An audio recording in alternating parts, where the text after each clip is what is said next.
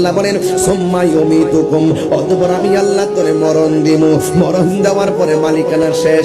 এরপরে বন্ধুরে আপনার লাশটাকে দেখার জন্য যাকে যাকে মানুষ শাহের সরে আসবে, কিন্তু দেখবেন মানুষের ব্যস্ততা তখন বেড়ে যাবে। কোন রকম ভাবে দুষ্ফুরাই লাগে দেখতে যাইব, মুখের মধ্যে কাপড়টা দিয়ে দেখতে যায়, আবার বিলে চলে যায়, আপনার বাড়ির পাশে চেয়ারে পয়সাও অপেক্ষা করে না। এটাই হলো বাস্তব। এই পৃথিবীর কেউ কাহারও নয়, এই পৃথিবী কেবলমাত্র আপনি। আপনার কবরে কেউ শান্তি দিবে না রে। ও বন্ধু, আপনি যখন মারা গেছেন নারায়ণপুর বাজার দিকে যাইয়া লাল কাপড় আনবেন না সাদা কাপড়। আর বড় করে বলে কি কাপড়? এই কথাগুলো আমি সব মাহফিলে বলি, কেন জানেননি? আজকে কবর আযাবের ভয় উঠে গেছে, এই জন্য 10 টাকার জন্য মানুষ খুন করে ফেলায়। কবরের আযাবের জবাবদিহিতার কথা ভুলে গেছে, এই জন্য সন্তান মার বুকে লাথি মারে। এই আজকে কবরের আযাবের জবাবদিহিতার কথা ভুলে গেছে, এই জন্য বড় ছোটকে স্নেহ করে না, ছোট বড়কে সম্মান করে না। দেখবেন ব্যবসা বাণিজ্যে শুধুমাত্র জুলুম আর জুলুম, রাষ্ট্রেও দেখবেন জুলুম আর জুলুম, দুর্নীতি আর দুর্নীতি। কথা গণ ঠিক কিনা? সব বাটপারির হিসাব দিদি নিবেন।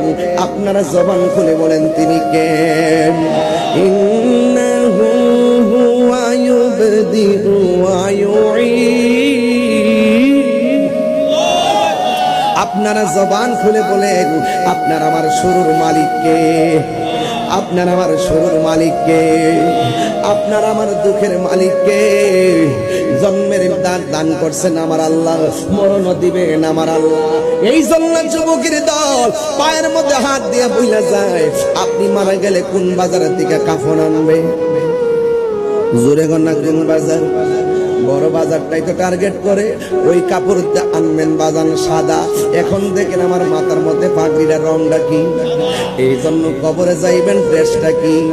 ও বন্ধুরে, ও বন্ধুরে, ও বন্ধু, আপনার ড্রেসটা হবে সাদারি।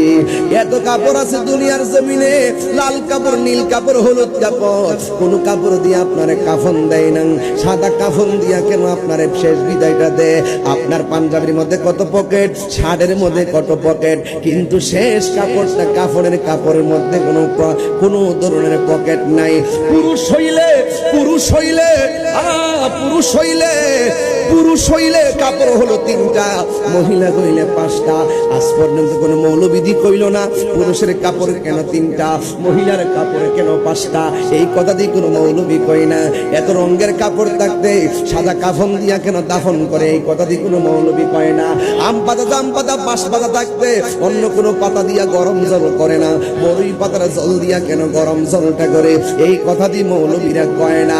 ও বন্ধুরে, বন্ধুরে, গায়ের মধ্যে যত কাইতন আছে, আংটি আছে, সব খুইলা রাখিয়া দে। ও বাজান, এত বড় কাপড় পেঁচাইয়া দে, কাইতন কেন রাখিয়া দে, এই কথা দিয়ে বাজান কোন মৌলবীরা কয় না। এ বন্ধু দেখেন, মানুষ মারা গেলে এখানে 90% পোলা পান, মানুষ মারা গেলে কেমনে গোসলটা দেওয়াইতে হয় এই নিয়মটাও তারা জানে না। আবার মানুষ মারা গেলে কেমনে কাফনের কাপড়টা কাটতে হয় এই নিয়মটাও মুসলমান হইয়া জানে না।